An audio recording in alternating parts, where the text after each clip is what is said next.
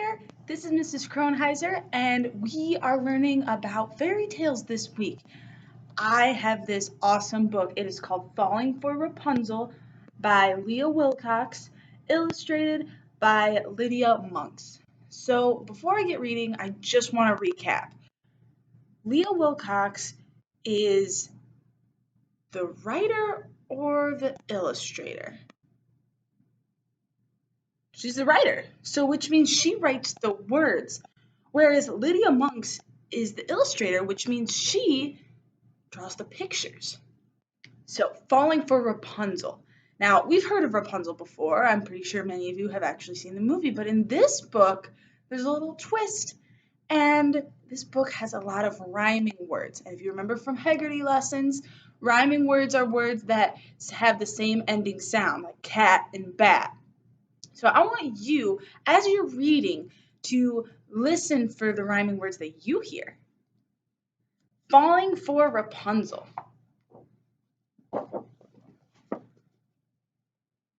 Falling for Rapunzel. See already that her hair is all balled up in a huge bun, which is why Mr. Kronheiser did my hair the exact same way.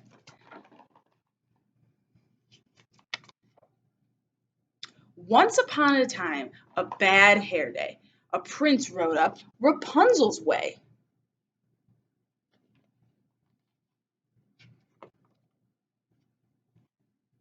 From up above, he heard her whine.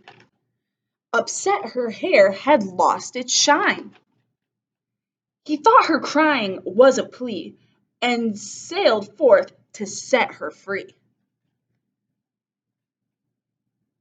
I'm already hearing a slew of rhyming words. Alas, she was too far away to quite make out what he would say. Throw down your hair.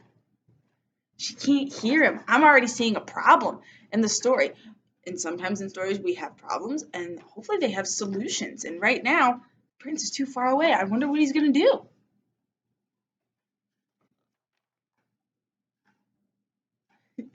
She thought he said, your underwear. No, Rapunzel, your curly locks. That's something I haven't heard in a while, and I need your help to help me. Let down your curly locks. What do you think locks means? I'm thinking of like a key in a lock. Nope. In this case, locks is another word for hair. So he's saying, let down your curly locks. Let down your curly hair. I still don't think Rapunzel can hear him. Rapunzel threw down her dirty socks. He asked for her locks. She misheard him. Threw down her socks. Please, love, just your silky tresses. Your silky tresses. I don't know about you, but I'm already noticing that Miss Leah Wilcox is really good at finding different words that mean hair. First she said hair, then she said locks, and now she says tresses. Let down your silky tresses, which is another way to say hair. Poor Rapunzel couldn't hear. She thought he asked for silky dresses. Excuse me. Oh man. Poor Rapunzel. In lace and frills up to his head, the prince's cheek was blushing red. Rapunzel, do you have a rope? Okay, now he's thinking. He's gonna try to solve the problem. Now he's not asking for her hair, he's asking for rope. Rapunzel dropped a cantaloupe. Oh no. It burst in pieces on his head. Oh, bad catch, Rapunzel said. Perhaps, he sighed, this is a test. And bound by love, he did not rest. He's determined. He really, really wants to meet Rapunzel. Okay, Rapunzel, how about twine? Okay, so not rope now. Maybe she can hear twine. Let down some twine. She heaved out her blue ribbon swine. And swine is another word for pig, so she threw her pig out the window. Oh, by now the prince was feeling hammered, not to mention a little less enamored. He growled up, "Do you have a ladder?" Okay, so rightfully so, the prince is getting a little annoyed, but he still really is loving her, and I think he's still determined. Let's see. Rapunzel tossed out pancake batter. It covered him from head to toe. She yelled, "It's better cooked, you know." At this, the poor prince had a cry, then cupped his hands for one last try. "Rapunzel, Rapunzel, let down your braid!" You braid hair? Let's see if it works. I'm going to pause for a second and I want you to think in your brain, you think it's going to work?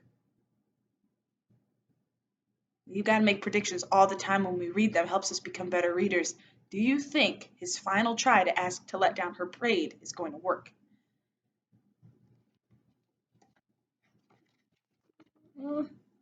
Oh my. Confused, Rapunzel pushed out her maid. Okay. Did you guess it? I certainly didn't. Let's keep reading. The maid fell squarely on the prince, quite pleased with the coincidence. She nimbly jumped off his lap and soon revived the flattened chap. Then smiling said, "For what it's worth, you'll find I'm really down to earth." His young heart thrilled, he gave a hoot, for what was more, the maid was cute.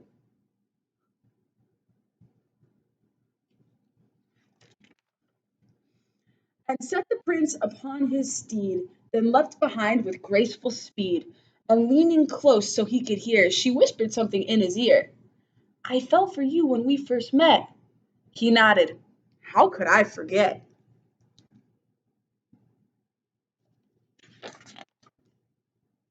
Rapunzel watched them ride from sight. I'm glad I finally heard him right.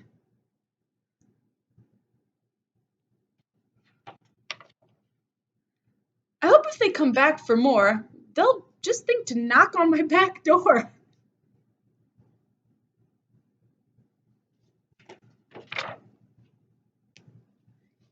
And that's the end. Now, this story is really silly because if we know the original Rapunzel, it's Rapunzel who falls in love and gets the prince. But what Leah Wilcox decided to do for her author's purpose is create a story that is a little bit different to make us laugh, to make us silly, and instead flipped it so the prince was to fall for the maid. So it's really cool when authors have a different purpose in that way. And to that, falling for Rapunzel is a little twist on the classic fairy tale. But before I sign off on this, I really want to ask you, can you name 3 rhyming words that you heard? I know it's tough when you have the book in the screen here and you can't really go back and read, but is there any rhyming words that you can remember? I'm going to take a quick peek. Did you think of twine and swine? Because in my opinion, and again, my opinion might be different from yours, but in my opinion, I thought that was the silliest, that she throws a whole swine out the window, and it rhymed with twine. Ein, twine, swine, that ein ending sound. They rhyme. Oh man, did you like the braid and maid? It was closer to the end, and it really helped solve the solution. Solve the problem. Braid, aid, maid, aid. Same ending sound, they rhyme. And I'm just gonna go, oh, you can't forget this one. Do you have a rope? Ope. That ending sound there. And she throws out a cantaloupe. Ope. If you think of any more, please write them down. And I really hope you enjoyed this book of Falling for Rapunzel.